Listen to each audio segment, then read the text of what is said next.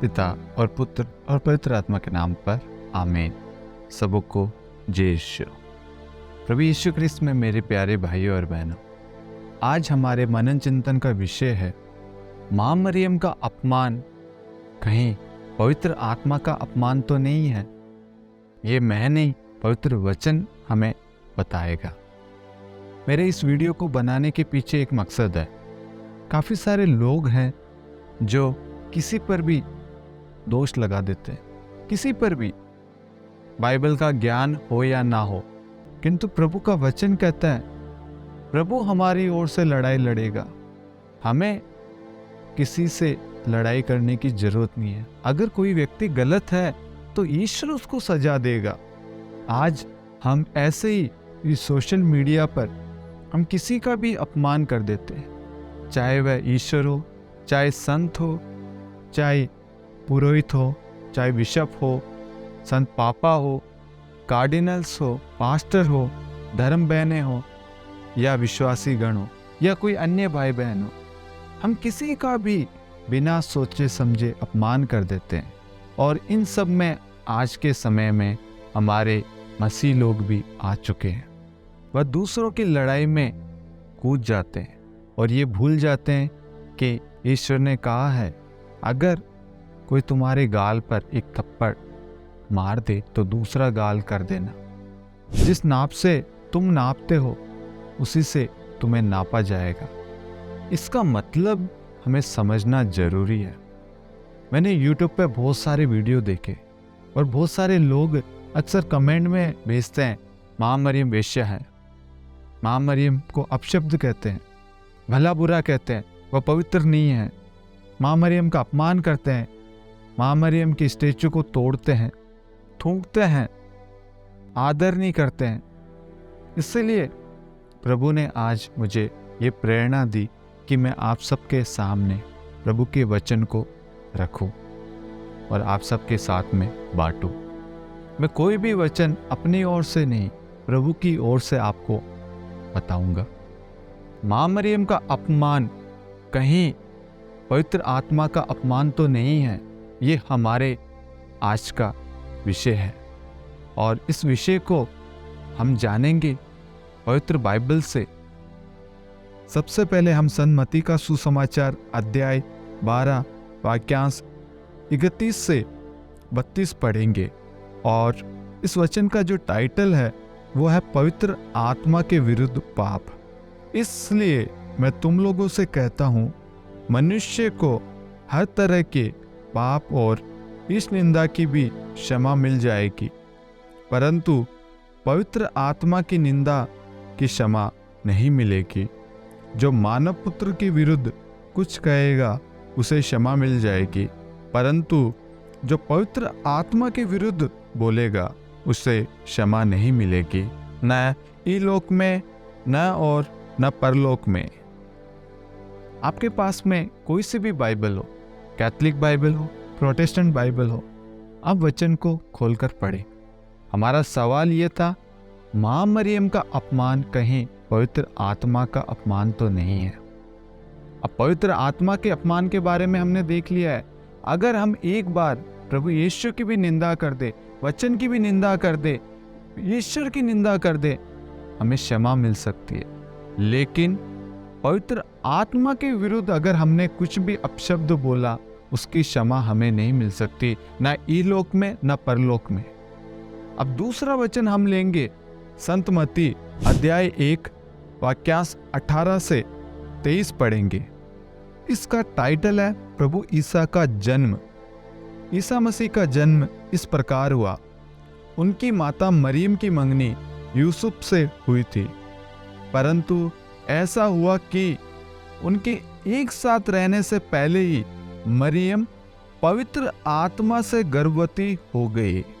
उसका पति यूसुफ चुपके से उसका परित्याग करने की सोच रहा था, क्योंकि वह धर्मी था और मरियम को बदनाम नहीं करना चाहता था। वह इस पर विचार कर ही रहा था कि उसे स्वप्न में प्रभु का दूत यह कहते दिखाई दिया, यूसुफ दाऊद की संतान अपनी पत्नी मरियम को अपने यहाँ लाने में नहीं डरे, क्योंकि उनके जो गर्भ है वह पवित्र आत्मा से है। वह पुत्र प्रसव करेगी और आप उसका नाम ईसा रखेंगे, क्योंकि वह अपने लोगों को उनके पापों से मुक्त करेगा। नबी के मुख से प्रभु ने जो कहा था वह पूरा हो जाए। देखो, एक कुंवारी गर्भवती होगी और पुत्र प्रसव करेगी और उसका नाम इम्मानुएल रखा जाएगा, जिसका अर्थ है ईश्वर हमारे साथ है। हाँ मेरे प्यारे भाई और बहनों, हमारा जो टाइटल है उन दोनों टाइटल में यह है, माँ मरियम का अपमान कहीं पवित्र आत्मा का अपमान तो नहीं है। हमने पवित्र आत्मा के विरुद्ध देखा और यहाँ पे हमने माँ मरियम के बारे में जाना कि माँ मरियम गर्भवती पवित्र आत्मा से हुई है। जो व्यक्ति निष्कलंक है, जिस पर पिता ईश्वर की कृपा है, वही पवित्र आत्मा से परिपूर्ण है। पिता की दृष्टि माँ मरियम पर पड़ी क्योंकि वह निष्कलंक थी, वह निष्पाप थी, वो पवित्र थी। उसमें किसी प्रकार का लोभ नहीं था, कपट नहीं था। इसलिए पिता ईश्वर ने मां मरियम को चुना, क्योंकि वचन में साफ साफ लिखा है, स्वर्गदूत मां मरियम के समक्ष आता है और कहता है, प्रणाम प्रभु की कृपा पात्री, आप पर ईश्वर की कृपा पड़ी है। आप पवित्र आत्मा के द्वारा एक पुत्र प्रसव करेगी। पवित्र आत्मा द्वारा आपने कभी देखा है, कभी सुना है स्वर्गदूत आकर किसी को प्रणाम करते हुए? नहीं, मां मरियम को प्रणाम कर रहा है। संत यूसुफ जो दाऊद की संतान है, उनको भी प्रणाम नहीं कर रहा है। क्यों मां मरियम को प्रणाम कर रहा है? क्योंकि मां मरियम पर पिता ईश्वर की कृपा है, पिता ईश्वर ने चुना है। अब आप ये सोचेंगे कि इसका और पवित्र आत्मा का क्या कनेक्शन है, इसलिए हम वापस जाएंगे मत्ती 12 अध्याय 31 के अंदर। उसमें पवित्र आत्मा के बारे में हमने समझा कि अगर हम एक बार ईश्वर को भी अपमान कर दे, ईश्वर को भी भला बुरा कर दे, ईश्वर दया करेगा, ईश्वर हमारे पापों को क्षमा करेगा। किंतु पवित्र आत्मा के विरुद्ध कहा गया एक एक शब्द, उसकी क्षमा नहीं मिलेगी। पवित्र आत्मा के खिलाफ कहा गया और किया गया कार्य, उसकी क्षमा नहीं मिलेगी। आज हम जो मां मरियम का अपमान करते हैं, उसका तिरस्कार करते हैं, उनको भला बुरा कहते हैं, ये मां मरियम का अपमान नहीं, ये पवित्र आत्मा का अपमान है। अब आगे आपके सवाल का जवाब आपको मिलेगा। 33 इसका टाइटल है, फल से पेड़ की पहचान।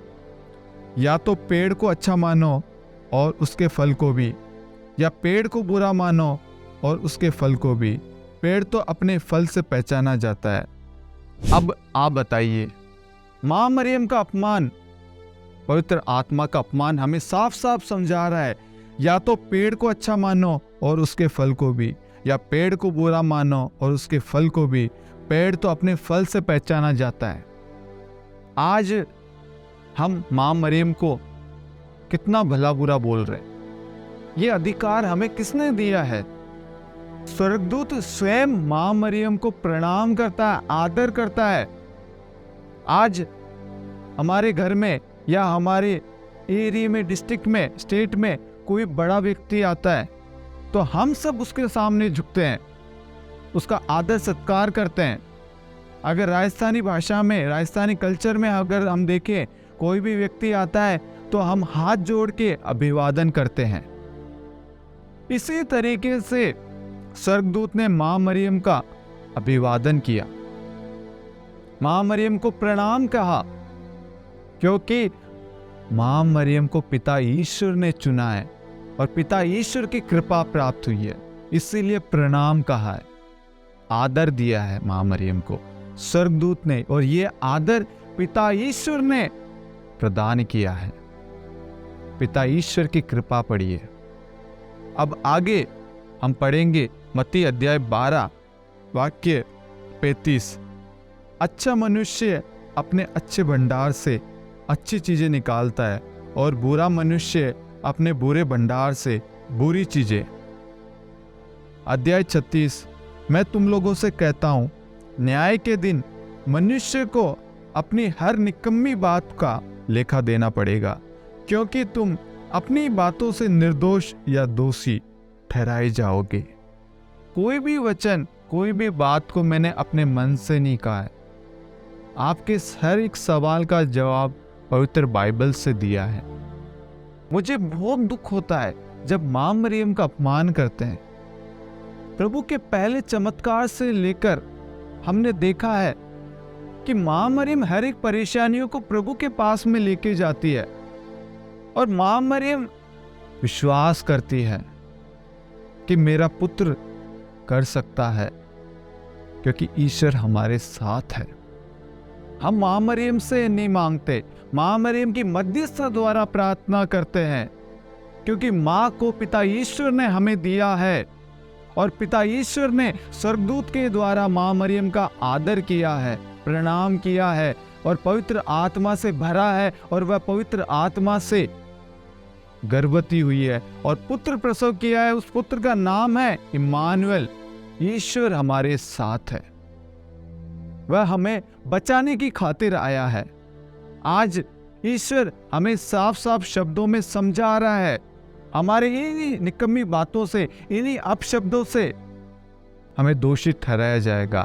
ये समय है अपने आप को बदलने का। आप किसी भी पुरोहित के बारे में, किसी भी धर्म प्रचारक के बारे में, किसी भी पास्टर के बारे में, संत पापा के बारे में, किसी भी व्यक्ति के बारे में, कलीसिया के बारे में, किसी के भी बारे में अगर आप अपशब्द बोलते हैं तो आप दोषी ठहराए जाएंगे, क्योंकि आपको अधिकार नहीं दिया गया है।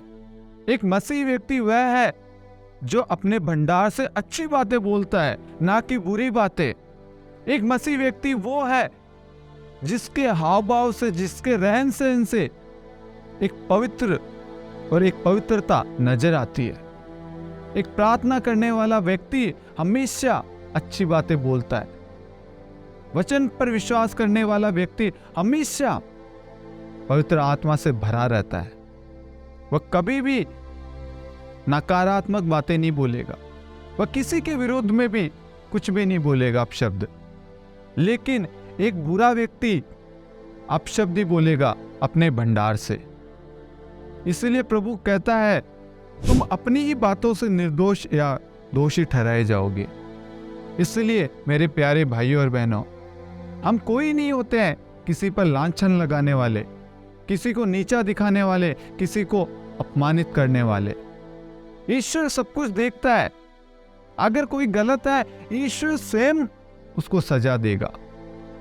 हमें ईश्वर को कहना है, ईश्वर को बोलना है। हम जो छोटे छोटे वीडियो बनाकर लोगों का मजाक उड़ाते हैं, निंदा करते हैं, अपमानित करते हैं, ये गलत है।